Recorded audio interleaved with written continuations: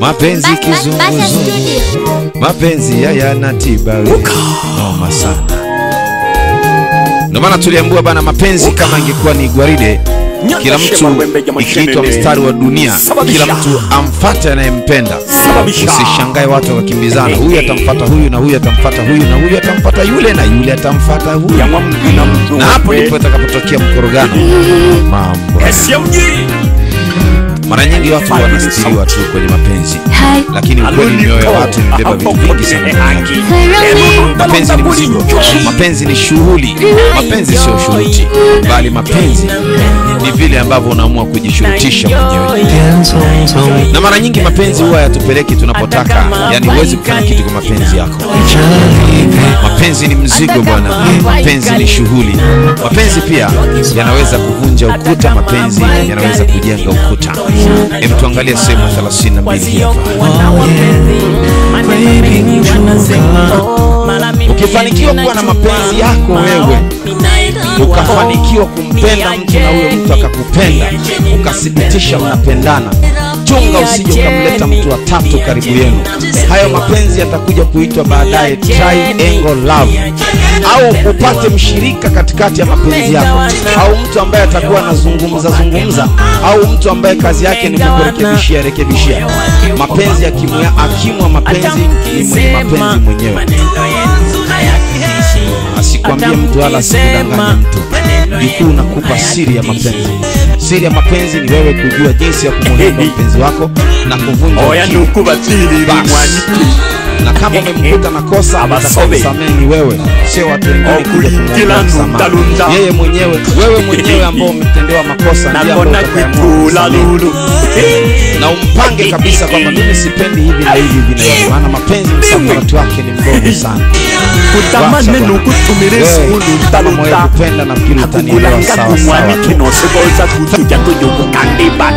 Ukimwona binadamu hajawahi kushughulishwa na mapenzi, tazama vizuri, pengine hana akili nzuri au ni ana mapungufu chake. Yaani binadamu yote mwenye akili timamu lazima ingiage kwenye hii draft ya mapenzi. Lazima umbebe tu na utampeleka mfano mtu ambao unakukimbiza haraka.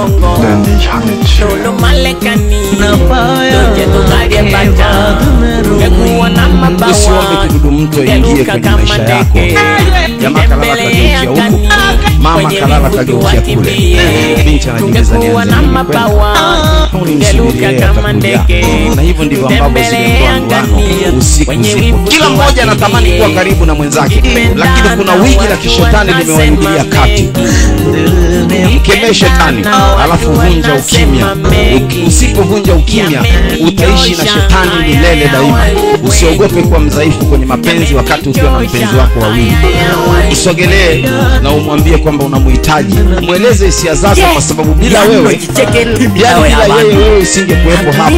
Yaani ungekuwa na mtu mwingine, ungekuwa na maisha mengine, kwa sababu maisha yanakusukuma yawe yakubadilisha pindi ambapo tunapozidi kukutana na watu zaidi na zaidi. Ni makini sana. Uonekana kulala angani yote. Lakini ukikosea kujenga basi kupata hela, unaweza kubomoka. Yule anayetaka kumwona ndio mtu unataka kuanza safari naye ya maisha.